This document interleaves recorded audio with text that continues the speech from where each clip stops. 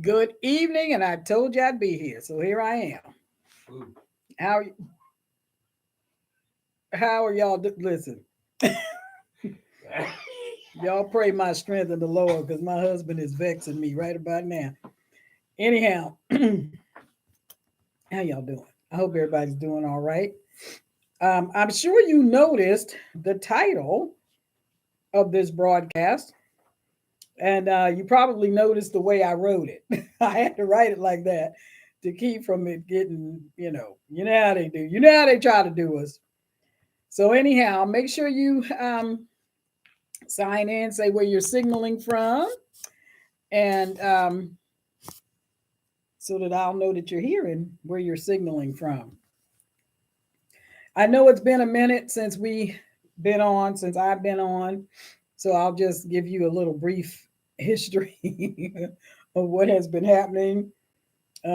We had some really bad storms come through our state, and particularly in the city where I live.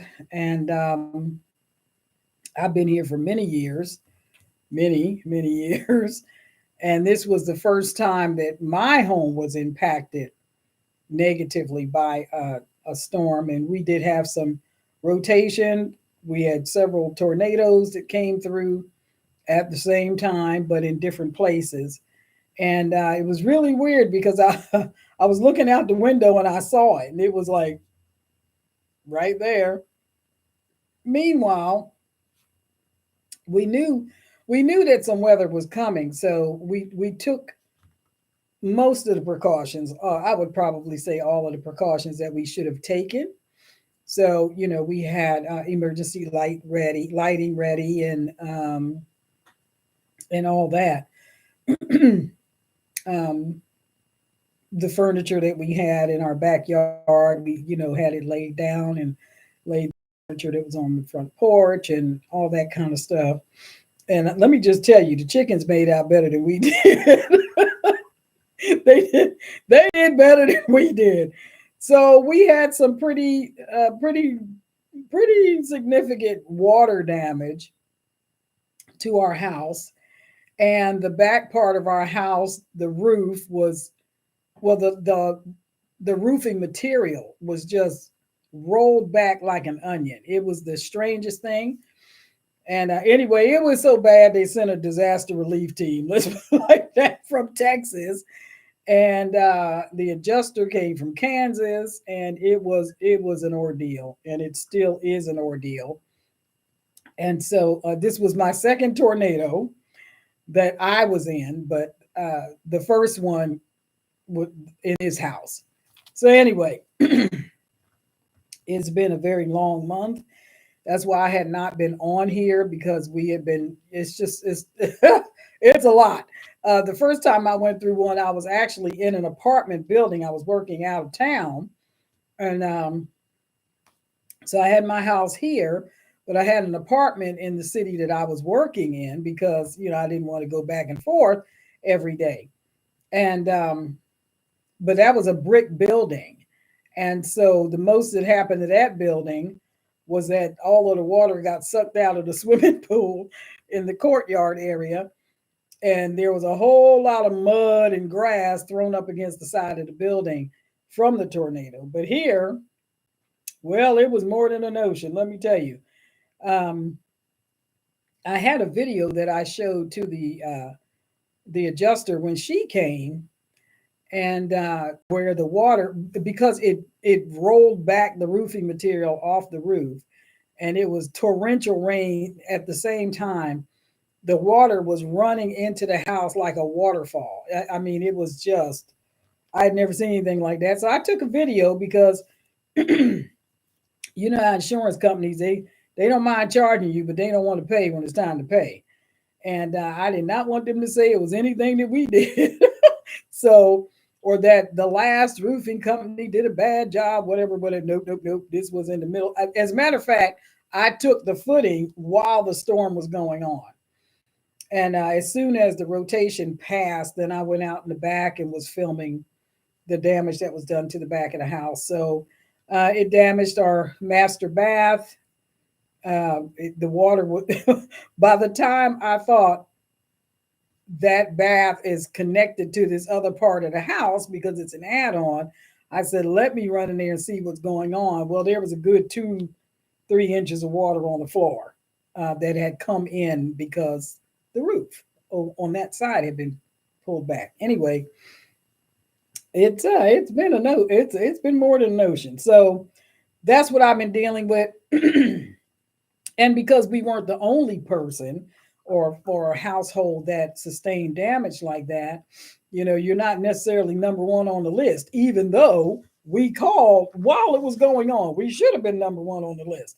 And the guy said, we'll get somebody out there tomorrow. Well, tomorrow came and went, and the next day came and went, and the next day came and went. We're like, nobody's been here. So we called back, and then so it was a whole week before somebody got here. Meanwhile, the temperatures started rising. So you know what that means. So now you've got water damage and you got hot, moist air. I was the Tilex queen for mold and mildew because you started to smell it. And I'm thinking, oh my God. So we've been fighting that. Those pump bug sprays that exterminators use?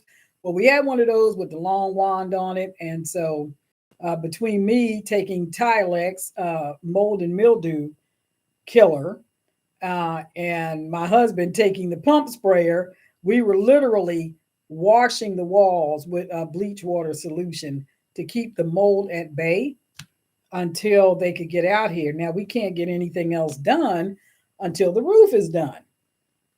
So they're not coming till next week. So that'll make it almost a month, I guess, 3 weeks anyway, since this happened. And meanwhile, we had to move everything out of our bathroom.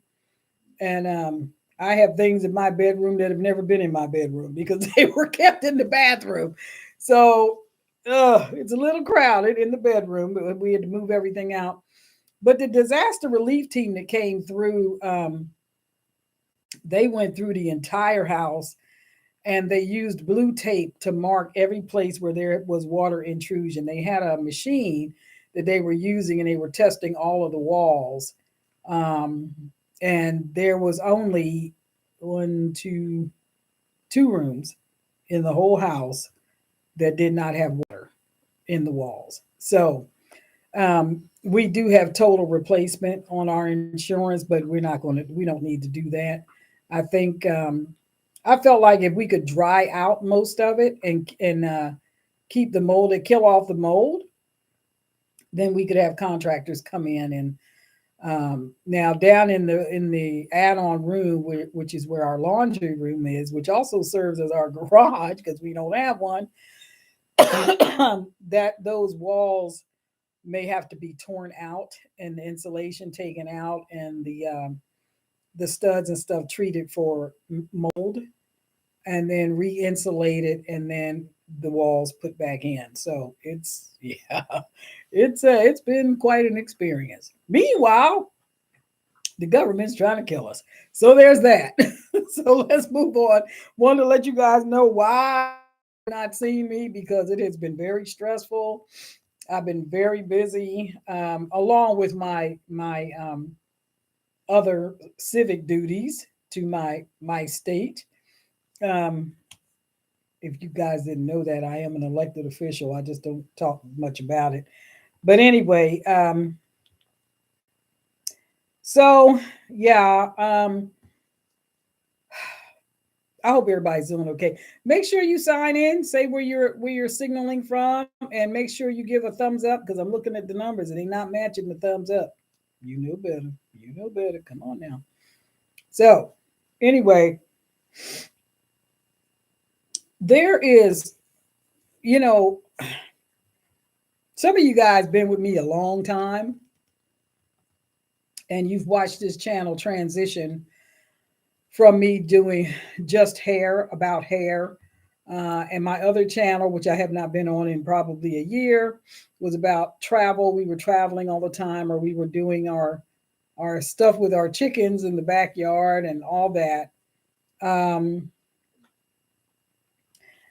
and you've watched this channel transition because I really felt like I was supposed to be talking about things that were more relevant to to society right now.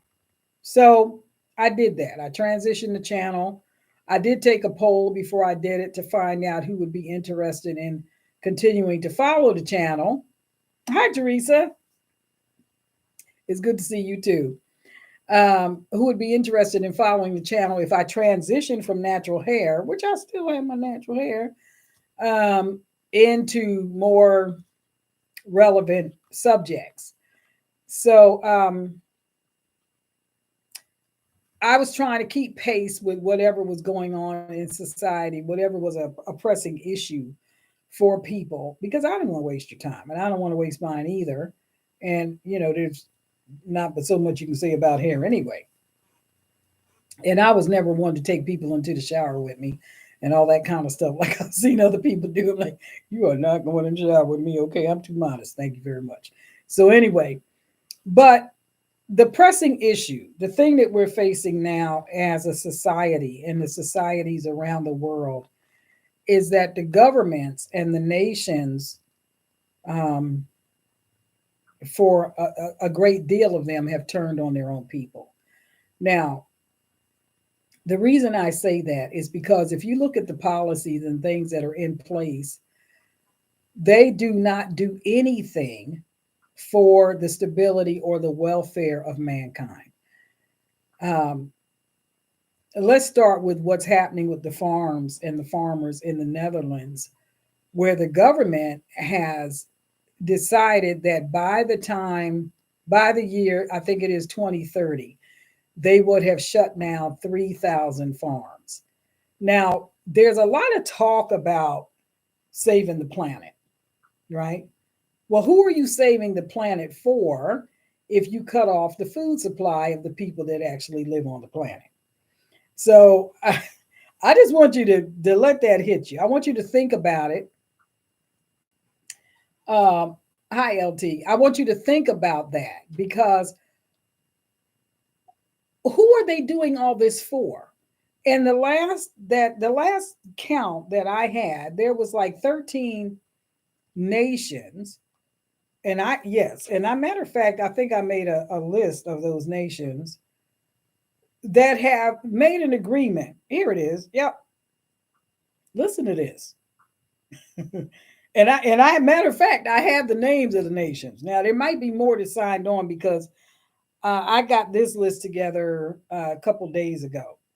So 13 nations agreed to engineer, listen to this, global famine under the guise of reducing methane emissions.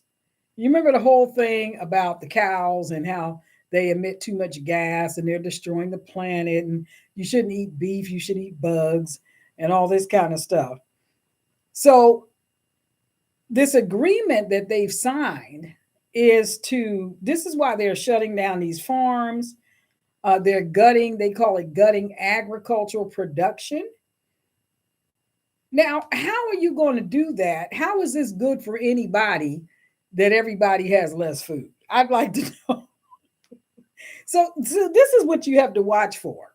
Um, I happen to be in the United States of America, so that's why I titled this podcast the way I did, because to me, the governments around the world, a lot of them have weaponized their power against their own people. And there's a word for that. So they're shutting down farms, and it's being pushed by this entity called the Global Methane Hub, right? Now, let me tell you the countries that are involved in this. We're leading, by the way. So it's the US, Brazil, Uruguay, Argentina, Australia, Burkina Faso, Chile, Czech Republic, Ecuador, Germany, Panama, Peru, and Spain so far.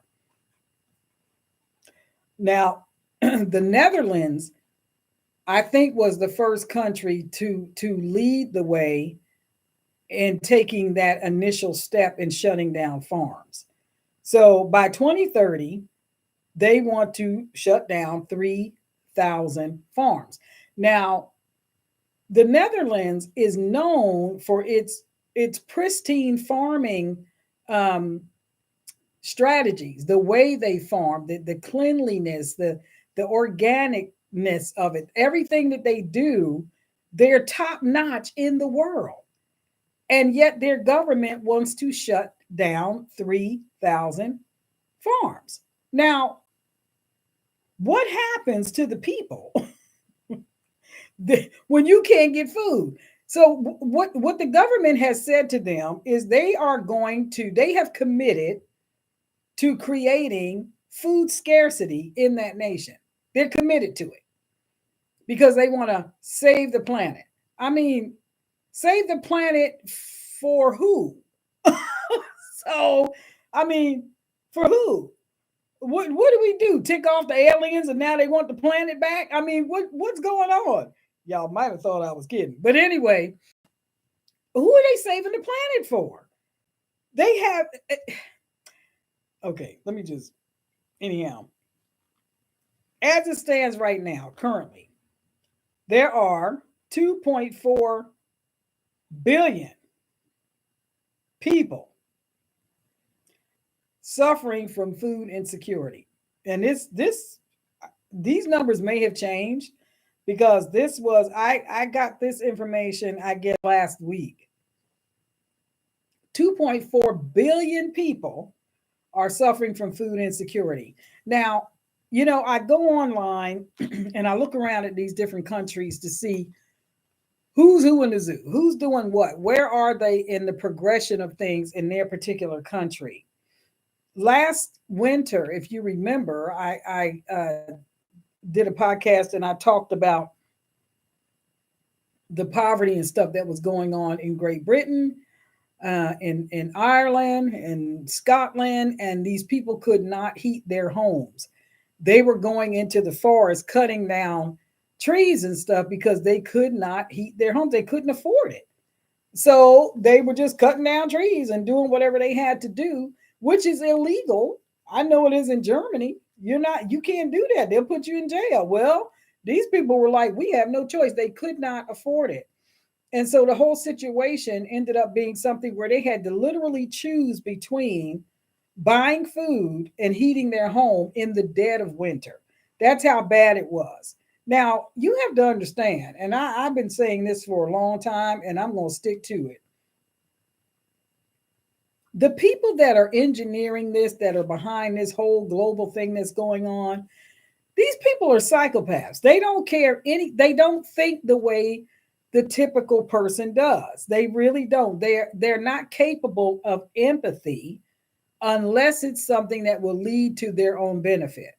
Other than that, they're not capable of empathy. They don't care what effect this is having on you or your family or your grandparents or your parents. They don't care. They don't care. They're very focused on doing this, and this has been in the works for over 50 years. This is what I keep trying to tell people. This did not start when Biden got into office.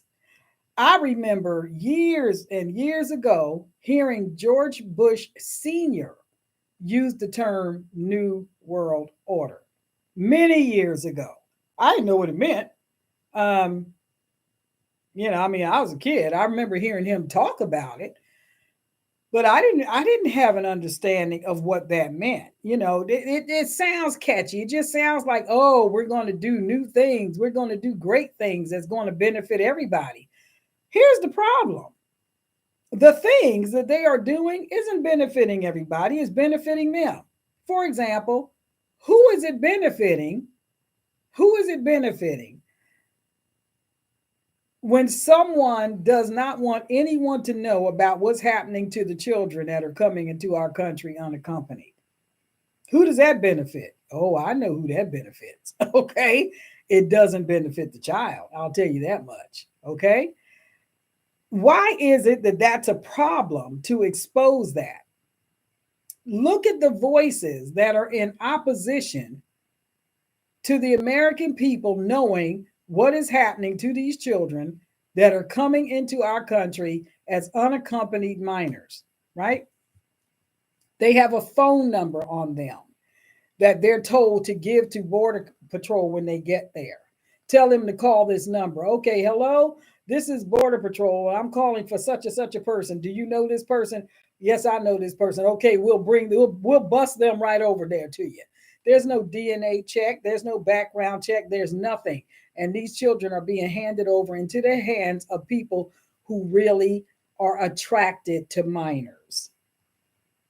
You get what I'm saying? Mm-hmm. And yet there's an outcry concerning a movie that came out talking about this from someone who had boots on the ground, who was actually involved in stopping this from happening. And they take issue with that. How dare you tell people to stop doing this? Are you hearing this? Who would have a problem with that? Except a person who has a problem with that, right? Minor attracted persons, they call it, I think. Anyway, when you put all of this stuff together, the fact that our food supply has been tampered with repeatedly over the last 2-3 years, there's been warehouse fires, there's been crop failures, there's been weather anomalies that normally don't happen. We talked about that, how the government does have the power to manipulate the weather. That's no big secret. I mean, there's no big secret. We know that that can happen. Um, and then you have the threat of strikes. UPS is talking about going on strike, and then Amtrak was talking about going on strike, and then and all of these people carry food and goods and all this kind of stuff throughout the country, um, goods and services or whatever, to help supply the American people with the things that they need for everyday life. But there's always a threat looming of something not being there. Right now, when my husband and I were coming into town last month, I looked over out of the window and I said, out of the car window, I was like, is that corn? I mean, it was burnt. It was scorched. I couldn't believe it. I was like, oh my gosh. Now we were able to harvest some corn that we grew, but not very much. It was good too, by the way. Silver Queen. Anyhow, um, the whole field, the whole thing was burned. I thought, oh my gosh. And then I found out later that the thing with the crops is happening all over the country. It has been so hot, and where it hasn't been hot, it's been flooding. It's just bizarre. It's anything and everything to destroy the food is what has been happening, right? And then of course you get the VP of the country who, in a, I don't know, a oops or whatever, said that the only way that we can protect our children in the future is to control the population, to depopulate. Oops. I don't think she meant to say that. I think she meant to say something else. And of course, the White House tried to run interference and get in front of that. And well, what she really meant, what she was trying to say was, no, she meant what she said. Okay, because this is not a new thing. Like I said, this has been going on for over 50 years. This was their plan all along. As someone said, it's one big party, and you're not in it, folks. You are not in it. Hi, Joy. So I said to you before, I will say it again. They want you dead. You're in the way. Now, using those words, you're in the way. Do you remember a gentleman um, who was in Washington not too long ago, 3 years ago, and he said, they're not after me, they're after you. I'm just in the way. And and if you think about it, love them or hate them, You look back 3 years ago, look how much damage has been done to this country in that short a period of time. Look how much debt we are in that short a period of time. We are over $32 trillion in debt as a nation. Who's going to pay that? It's so bad now that not even your children's children could pay that debt off. So what's going to happen? Why do they keep spending money like this? Why do they keep blowing money like this and destroying the food, um, and destroying distribution and messing with the medications? And why is it that when food finally makes it to the grocery store, it's rotted? Or why is it that so many reports are coming in that people go to the store and there's big gaps? I heard a story. This guy was talking about the store that he shops at. He said, we haven't had bread in a month.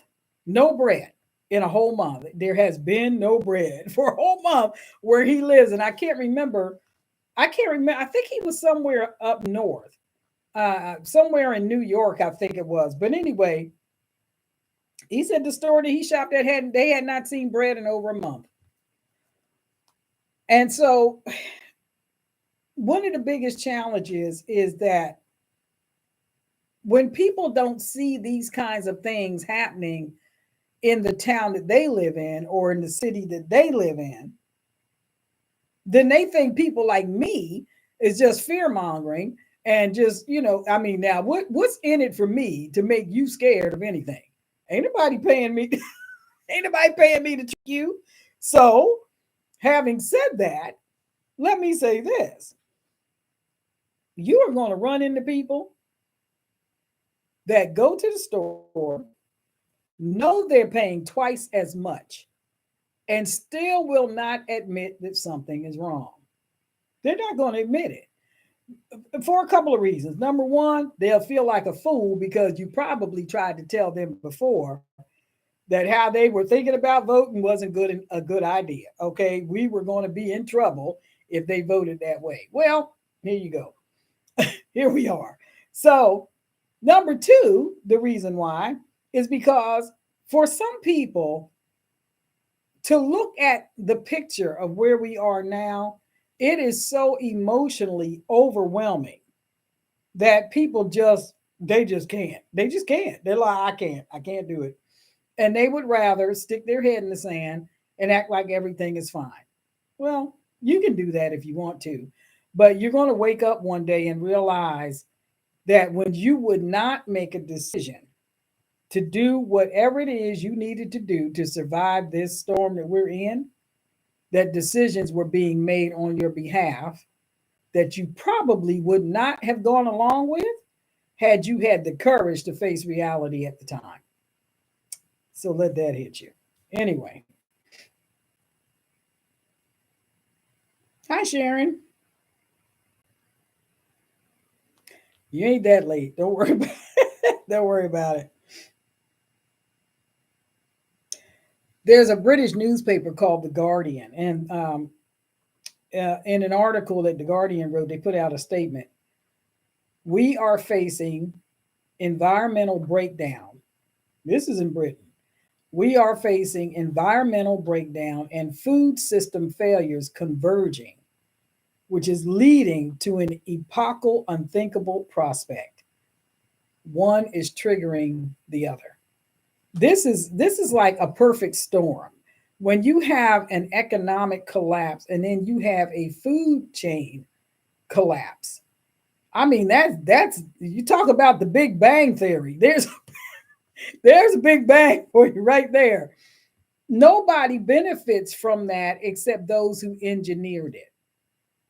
Now you have to ask yourself, why would anybody give their life to destroying another human being unless they are absolutely evil? I mean, why in the world? Why would somebody want to do that to you and they don't even know you? Well, because we all look the same to them. Doesn't matter what color we are, doesn't matter what gender we are. We all look the same and we all look like trouble. We all look like something that's in their way because they want to create this whole world for themselves And we're not supposed to be a part of that. And if we are a part of that, then our part is to be their slave, and their part is to be our masters. Now, the problem that I have with that, and the problem that they have with me, is that I've already been bought with a price. So that ain't going to work here. Okay. That ain't going to work here. I don't know how they figure they're going to work that one out, but it ain't going to work for me. Um, Another thing, so that's that, right? The farming situation, the food insecurity, billions of people not able to have enough food, the housing crisis, the eviction moratorium expired last November. So you got all of these people now that are in the street because they had nowhere else to go. They're living in their cars. Now, here's the thing. People that were living in their cars before, everybody wasn't homeless per se because they were kicked out. Some people saw the writing on the wall and said, I'm getting out of debt and I'm releasing myself from any other financial responsibility, and I'm going to live as a minimalist, right? Meaning very minimal that it takes for me to live and survive. That's what I'm going to survive on. And some people just really made that choice. So not everybody that's living in their car or living in their RV or doing van life did it because they were in dire straits. They did it because they didn't want to be. And they chose a simpler life where they would be comfortable and not have to worry about making that mortgage every month, but they lost their job, right? Or paying that rent, but now the rent has gone up $500 or $1,000 more this year than it was last year, and now they've been forced out. It wasn't a forced issue for a lot of people. A lot of people just said, you know what? I see the writing on the wall and I'm getting out of this before it turns bad for me. And that's what they did. And there's some people that they have whole families that are living in their vans or in their RVs or in their cars or in their trucks or their schoolies or whatever, because that's what they chose. But then you have this other whole demographic that have been forced into that position because they were a small business owner and they lost their business, or because their business was looted and rioted and burned to the ground, during Chop and Chaz and all that stuff that was going, the summer of love and all that. Their homes were destroyed, their businesses were destroyed, and they had no choice but to do that. And then I've seen interviews of people that are living on the street, they're in tents, and someone will say, why don't you just go into a shelter? Go into a shelter. They say, I go into a shelter and everything I own gets stolen. It's better for me to be on the street. And that's terrible. So the shelters aren't safe. The street is dead. This weird drug out there on the street, especially Philadelphia. I can't think of the name of the drug. Oh, Lordy, I can't think of the name of it. But anyway, it causes necrotitis. It causes your flesh to rot on your body. And I mean, I've seen some of these people on video that they tried to interview and talk to them. It makes them crazy. It makes them lose their minds. It's an animal tranquilizer that they're mixing with cocaine and heroin and stuff like that. And people just die on the streets. And xylazine, that's what it is. Thank you. I couldn't think of the name of it. And it's terrible. And you know what the government or the states or the city's solution to that is? Well, let's give them a clean place to shoot up. That's right. And if you go to Canada, they'd be more than happy to kill you, okay? They have what they call a maid consort. What does that mean? It doesn't mean somebody's coming to your house to clean up for you because you need help. A maid consultation is medical assistance in dying. It's a thing in Canada. It's a real thing, folks. That's why we left. So one of the many reasons why we left. But yeah, you get in touch with them. Um I saw an interview with a lady the other day. She said she had suffered from depression her whole life, and now all this stuff is going on in the world. And for several years, she has suffered with anorexia. And for those of you to know what anorexia is, it is an eating disorder that causes you to believe that you're a lot larger physically than what you really are. And people have starved themselves to death because they have an image of themselves that is just untrue. It is a very, very deep deception.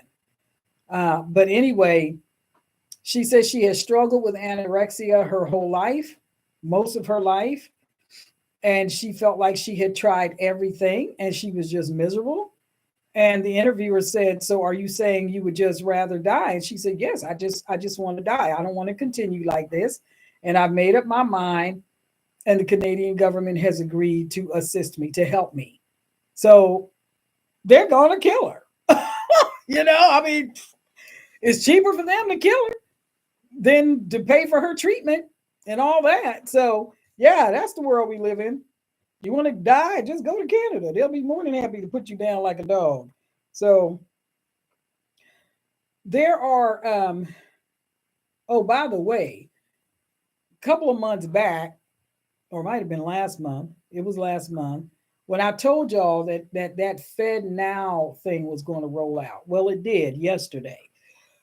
Started yesterday, is 24 hours a day, 7 days a week surveillance of finances. Okay.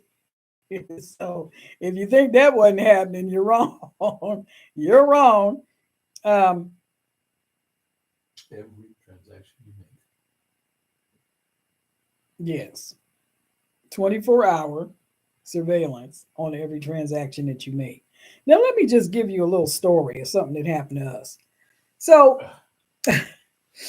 so the insurance company gave us a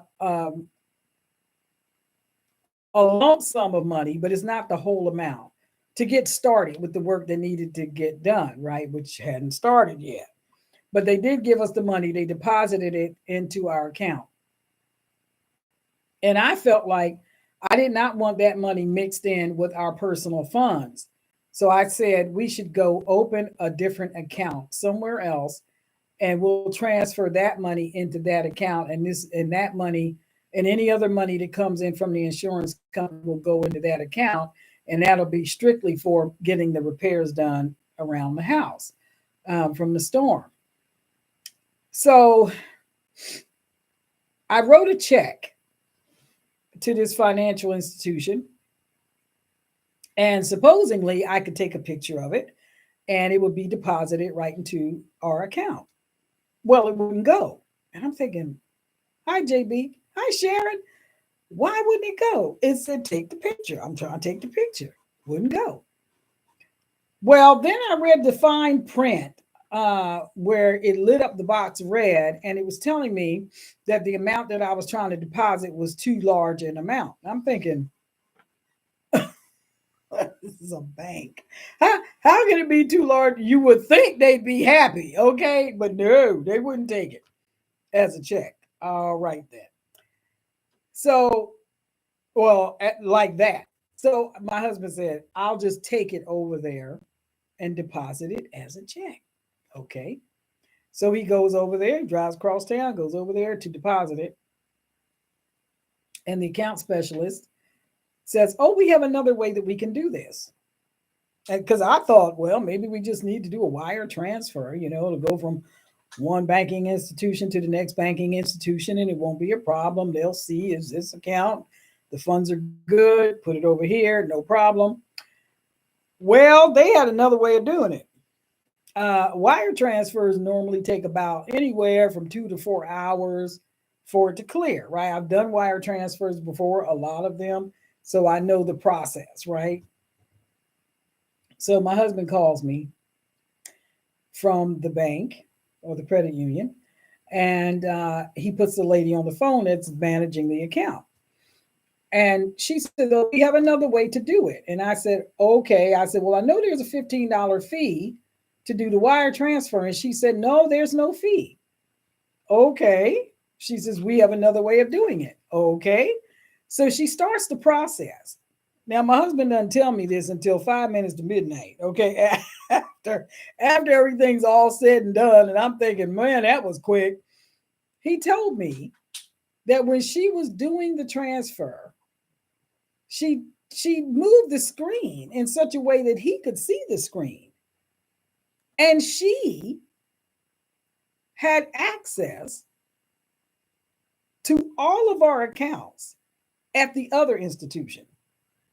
Not the one he was sitting at, but the one that the money was coming from.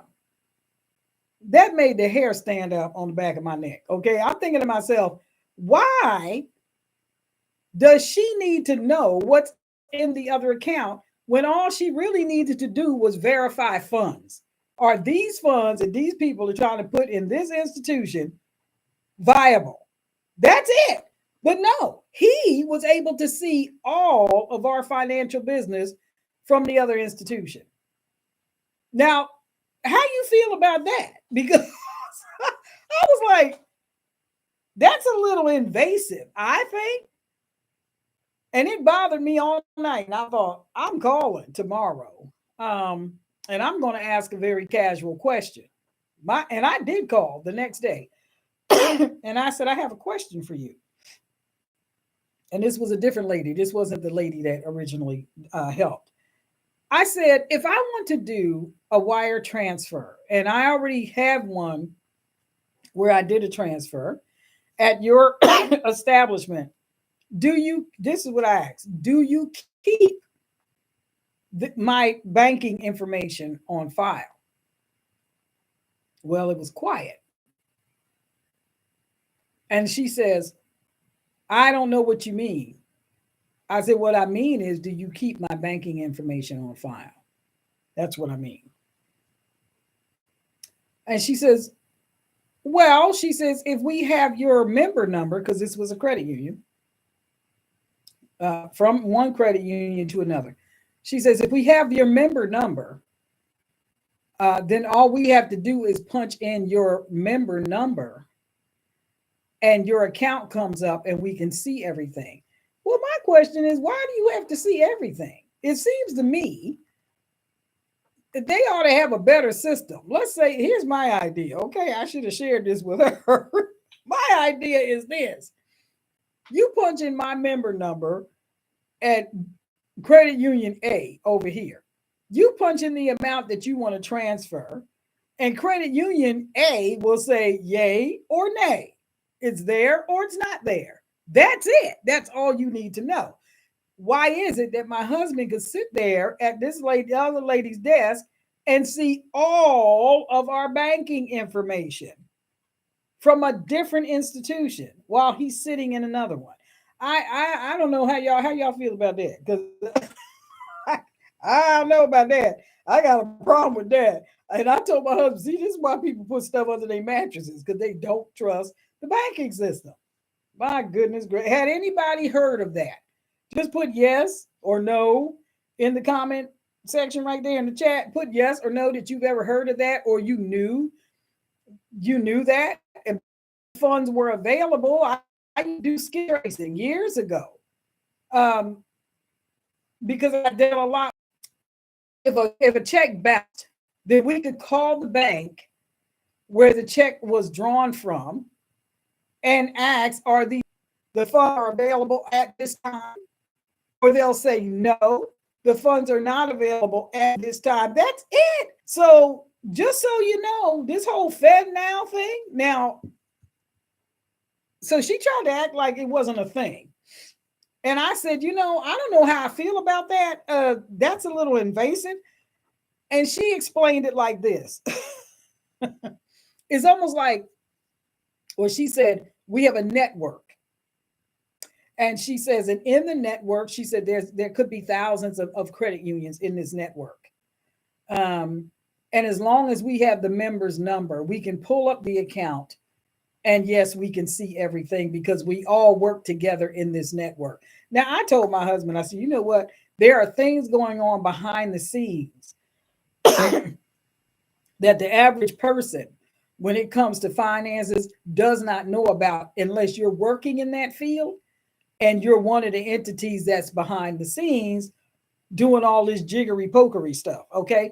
But when you're standing on the other side of that counter at a bank or at a credit union, you don't know what's going on that screen. Now, he just happened to see it on the screen. That would have freaked me right out. Had I been there, I'd be like, wait a minute, hold it. We need to close this account. Y'all got too much access. This is the whole Fed now thing. See, your money will be monitored 24 hours a day, 7 days a week. And this is something that China is doing, and China has been doing it for a long time. And they call it their social credit score system. So, what has been happening with this? What has been happening with this is you will notice, and you're going to be hearing more about this, that people's accounts have been shut down because somebody didn't like what they said, or somebody didn't like their political leanings, or somebody felt like, they weren't kissing enough tail of the current administration. So we don't like your political persuasion. So we're going to shut your account down. We're going to destroy your life. And let me tell you, they're very indiscriminate about who they're doing it to, unless you have both feet fully planted in their philosophy. There's a countess in the UK who was married to a man who was Russian. Now, I saw her interview and I'm just sitting there like, oh my gosh. And from out of nowhere, they shut her account down. She didn't know what was going on. Well, her ex-husband, and they've been divorced for some time now, her ex-husband is Russian, and his family has ties to the now Tsar of Russia. Well, it's like guilt by association. Now, her and this man have been divorced for several years. They had 2 children together. The children are still minors. They're still minors. And they're still with their mom under her care as dependents. And they shut off her ability to bank, not just with them, but anywhere. No bank will touch her because they shut her account down and they flagged it as if she was an enemy of the state because of who she used to be married to. Okay. I'm not kidding. Because of who she used to be married to. And she here she is fighting back and forth with the bank saying, I have dependent children. They absolutely depend on me for their care. I can't do business. I can't run my business. She had a business. She said, I can't run my business. I can't take care of my children. I can't buy food. I can't buy medicine. I can't do anything I need to do because they have made me, and these are her words, a non-person. I don't exist. They literally cut me off. This is what's happening. And so I'm back to my statement. When people don't see things like this happening in their town or in their city or in their world, then they think it's all just, bluff and bluster. They just think people are just making up stuff. They think it's just a conspiracy theory. No, it's not. Just because it didn't happen to you doesn't mean it ain't real. Okay? And keep living because it may be rolling your way shortly. So don't be too smug about your false sense of security, okay? Here's the deal. These people have absolutely no respect for you. They don't care about your life. They don't care about your gender. Okay, they don't care nothing about none of that stuff. Anything that you hear them talking about, they probably mean the exact opposite of what they're saying. For example, the Affordable Care Act, nobody could afford it. Nobody could afford it. And the American Rescue Plan had nothing to do with rescuing Americans. How are you going to rescue Americans when the borders are wide open and criminals and gang members are coming in? The American Rescue Act had nothing to do with rescuing Americans. It was about America rescuing Ukraine and rescuing these other countries. It had nothing to do with us. It had nothing to do with you or your inability to pay your mortgage or your inability to pay your skyrocketing utility cost or anything like it. It had nothing to do with you. They're not trying to rescue you. They're not they're not trying to help you. Anyway,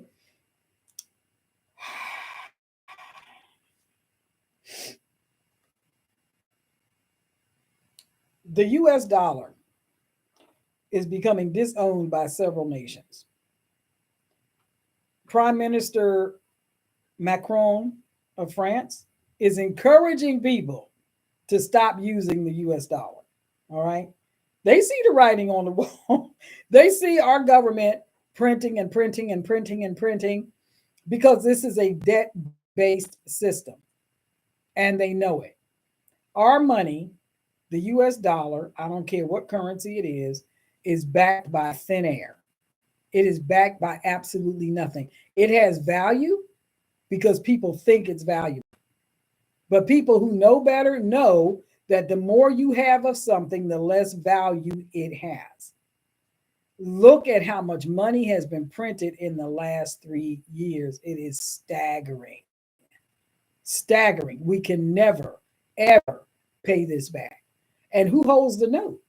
Who do we owe the money? Because we have to keep borrowing money.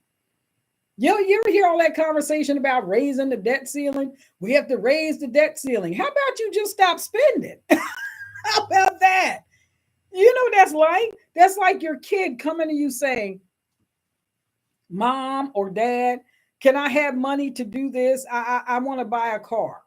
Okay, you want to buy a car. Well, I'll give you X amount of money to buy a car. So they go out, they buy the car. And that's all the money they had. Then they come back to you, Mom, I need money because I need tires for my car. I need new tires. All right. So, but you've already spent your allowance. I know, but I need you to give me more money. I need you to allow me more spending so that I can, get tires for this car. Okay. So your allowance was supposed to be, I don't know, $500 for that month. And now they want more money. Okay. So now you've raised their ceiling to $600 a month. All right. And then they come back to you. I need shocks on my car. Well, your limit was 500 and I already gave you another 100 and that was 600, but I need more money. Okay. Well, now we'll raise your limit to 700. And this is what our government is doing. And this is what governments around the world are doing. They just keep raising the debt ceiling. Now, here's the problem. The United States dollar is the currency that is recognized around the world. Any country you go to recognizes the US dollar. But we have a problem now. The problem now is that most countries don't want to do business with the US because they see that the dollar has become just about worthless. I think we're about 3 cents, 3 cents from it being at zero, worth nothing. Mhm. The United States of America versus the American people. Your government has turned on you. In case you hadn't noticed, I'm just telling you what has happened. Because of all the printing, our money has become worthless. So, what can you do? Well, let me just tell you as quickly as I can because I don't want to hold you past an hour. Uh, I had said to you all before that you needed to look into transitioning your money into other tangible assets. Now, I'm not a financial advisor, but if I was talking to myself and y'all was listening in, this is what I would say to myself. You listening? This is what I would say. You need to get, Pat, yes, you need to get as much money out of the banking system as you can. and turn it into something else that has value, that has intrinsic value. There are things that have been found in the tombs of kings of Egypt that still have its value. It's gold, it's silver, it's things like that, right? That can be traded for something else, or that can be. Let me tell you something. Let me see if I can find it because I put it in my notes, and I can't even give you guys everything that I have here because it's just you'd be on here another hour.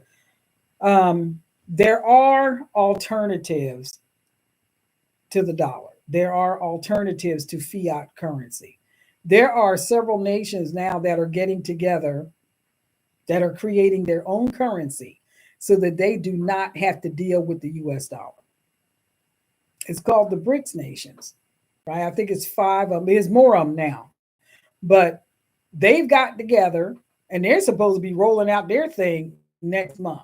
I don't know whether they're going to hit their target or not, but they're supposed to be rolling out their currency next month that will be backed by what? Gold. Unlike the US dollar, which isn't backed by anything at all. Nothing. It's vaporware. It's nothing. Um, yeah, I'm not even going to get into Bitcoin. But anyway, it's backed by nothing. So these nations have gotten together, and it's funny because the nations that have gotten together are not friends of ours. All right, they are not friendly to us. Um, they don't want to do business with us anymore because we have weaponized our money against these other countries that we felt that we were more powerful than. And if they did not give us what we wanted, we would put sanctions on them, or we would limit trade with them, or we would tell them that they couldn't trade with us, or we were going to tax them this or tax them that or whatever. And they decided, you know what? We are sick of you, and we're going to get together with all of your enemies, and we're going to sit down and we're going to make peace between all of us if any of us were enemies, because now we have a common enemy, and it's the United States of America. That's our common enemy. So we're going to get together, we're going to create our own financial system, and we will just do trade and business with each other, and we'll leave the US dollar out of it. So what happens when all that money, the world reserve currency is the US dollar, what happens when all that money comes flooding back into the country because they don't want to do business with us anymore? That's when you see a nation go belly up. That's when a nation becomes bankrupt. That's when you become vulnerable to your enemies and they can march on you and take your land and do all kinds of stuff. That's when people can call in their favors because now you ain't worth nothing as a country. All right. I ain't trying to scare you. I'm just telling you, folks. But let me tell you this: alternatives to currency, if I was talking to myself and you guys was listening in, if you wish to have any assets available to you, you better move quick. All right. Some people get into collecting coins and all that. I'm not into collecting coins, but there is a place that you can go if that's something that you want to look into. It's called the Numismatic Guarantee Company. And if you buy a collector's coin and it comes in a card or whatever that has a number on it, you can punch that number in on that website and it can tell you whether it's authentic or not, is what I'm saying to myself. Okay. But now I'm saying this to you: gold and silver is legal tender in several states. And I've got a list of them. Um, and this is a list of states in the United States that have already implemented this. Okay, so let me just tell you this real quick. Utah is one of them. Utah accepted gold and silver as currency on March the 10th in 2011, and it became the first state after 80 years to make the coins legal tender. The act other U.S. states to pursue similar legislation. House Bill 682 was passed with a vast support, making Louisiana the second U.S. state to exempt sales tax for gold and silver currency. And the bill was later signed into law by Governor Bobby Jindal. West Virginia. So if you live in any of these places, understand that if you have gold or silver uh, coins that are minted by the United States, it is considered legal tender. Okay.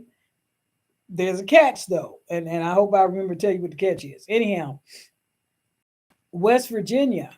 The West Virginia legislature approved Senate Bill 502 by a unanimous vote.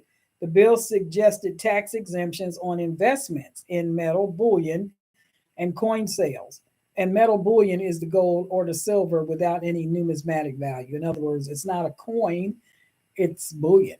It doesn't, it's like it's not a 50-cent piece or a dollar piece, or it's just gold. Um, and this was signed into law by Governor Jim Justice on July the 1st, 2019. Arizona. Arizona vetoed two bills to declare legal tender status for gold and silver coins. So, State Bill 1439 was vetoed in 2013, and in 2015, Governor Doug Ducey vetoed a similar bill. House Bill 2014 reinforces the residents' ability to use precious metals and diversify away from paper currency, paving the way for gold and silver as currency. So if you live in Arizona, look up HB 2014 and it what the status of that bill is, because I don't have the status of that. Kansas, the House Committee on Taxation in Kansas passed a bill declaring both the legal tender and tax exempt status of U.S. minted coins in 2013. Oklahoma, that's where I am. In Oklahoma, Governor Mary Fallon signed a law, Senate bill, signed, yeah, into law, Senate Bill 862, recognizing gold and silver U.S. minted coins as legal tender and exempt from taxation on June the 4th, 2014.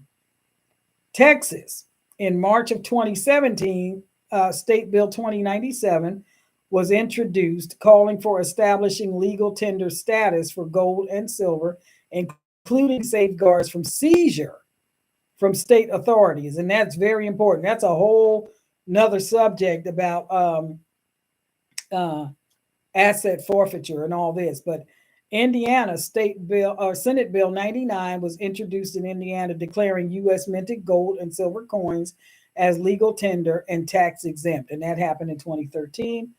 Missouri. Any of you guys living in any of these places? Just put yes in there. If you lived in one of these, just say yes and what state you're in.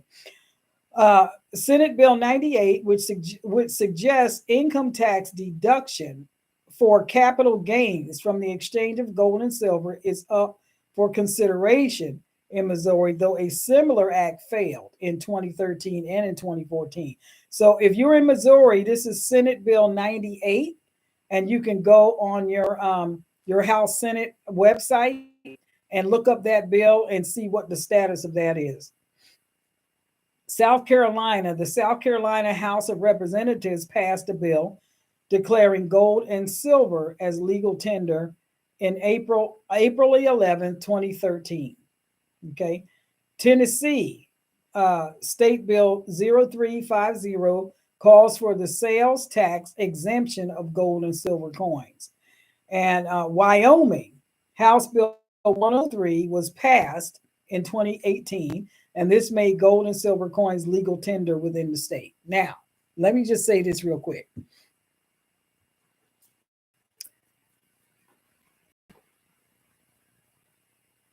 Years ago, when we were colonies, right? We all had our own money. Every state had its own money, and really the money was only good in that state. So there might have been a few states that you could trade currency with, but for the most part, every state was sovereign, had its own money, and that's where you did business, right? So let me just tell you about the minted coins and all that. If you take a half dollar, let's say a half dollar um, silver coin to the store, they're going to treat it as if it's 50 cents. Okay. If it's a $half minted coin that is silver and it's 9.99%, excuse me, silver, you will be cheating yourself because the coin is worth much more than that.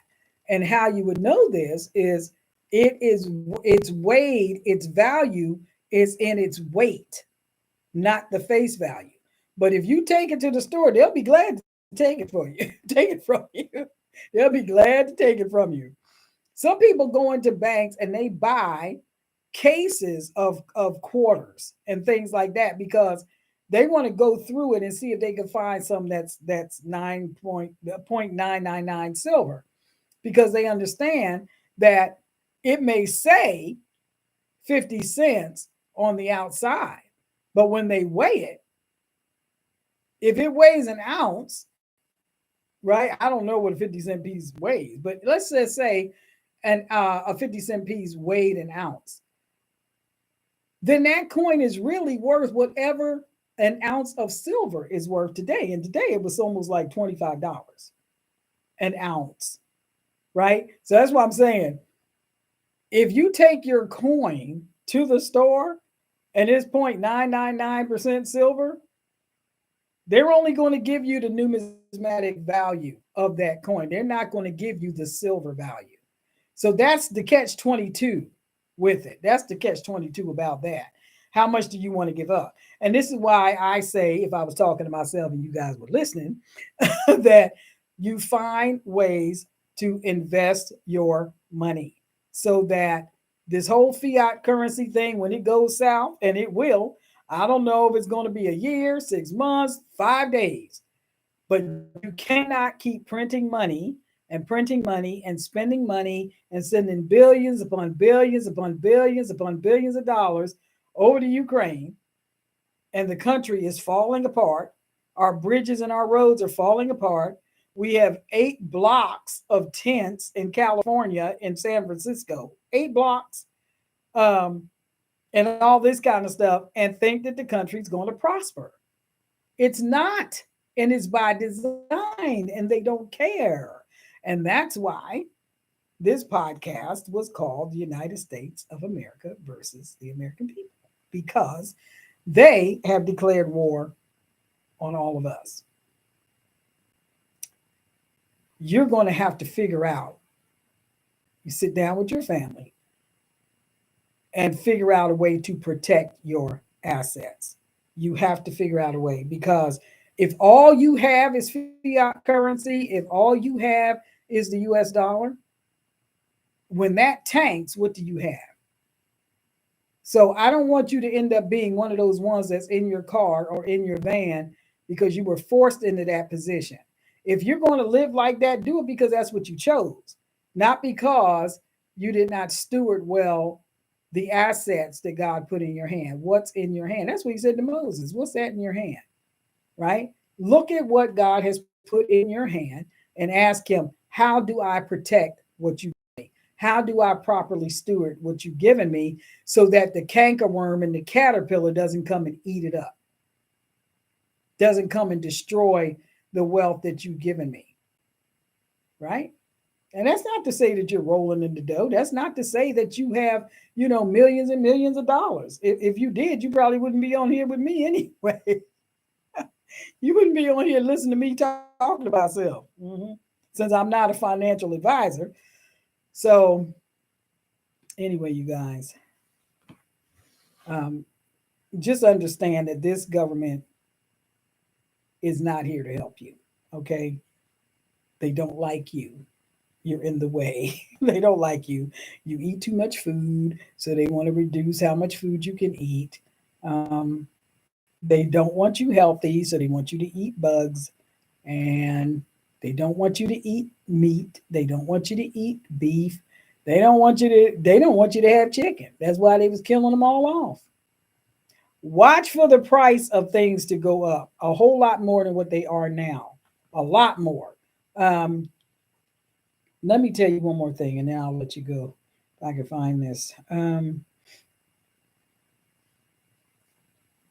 For example, the price of food and things going up it's going up everywhere. I don't know anybody that lives anywhere in the world where the price of food hasn't gone up, because all of these countries are so interlinked and we do so much trade with each other that when you have catastrophic events like distribution centers burning down, warehouses burning down, millions upon millions of chickens slaughtered because of a so-called bird flu, um, a bird pandemic. Isn't that convenient?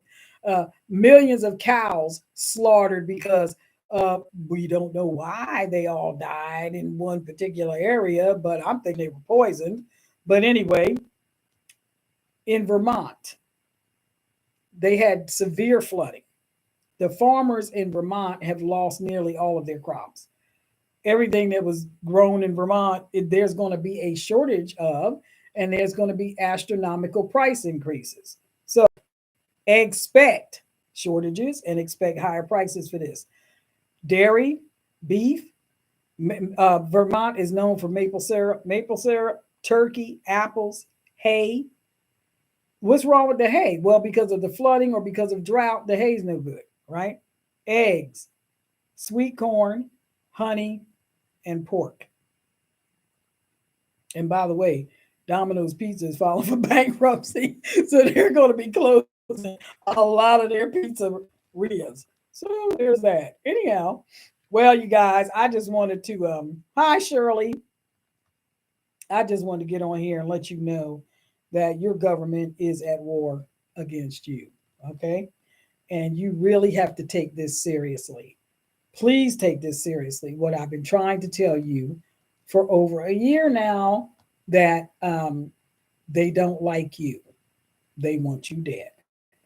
Anybody that starts taking food out of your mouth and out of the mouth of your babies, don't forget about the whole formula issue. Remember that? Remember when they were taking the formula off the shelves and was sending it to the border?